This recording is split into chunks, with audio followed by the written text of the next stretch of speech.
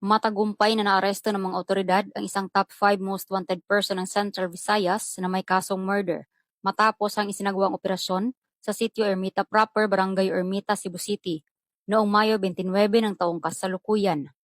Kinilala ni Police Captain Vincent P. Bontilao, Station Commander ng Police Station 5 CCPO, ang sospek na si alias Daryl, 27 anyos, na residente ng naturang lugar. Naaresto ang sospek sa bisa ng warrant of arrest para sa kasong murder na inilabas ng Regional Trial Court Branch 14 7th Judicial Region, Cebu City noong Mayo 26 ng taong kasalukuyan na walang rekomendadong piyansa.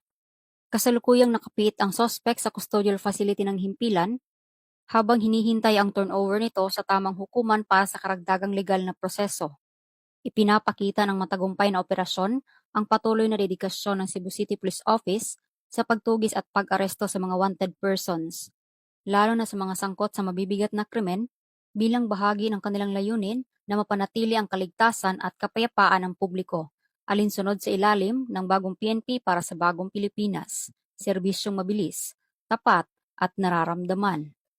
Mula dito sa Central Visayas, ako inyong Police News Network Correspondent, Patrolwoman Flora May Asares, alagad ng batas, tagataguyod ng Balitang Pulis.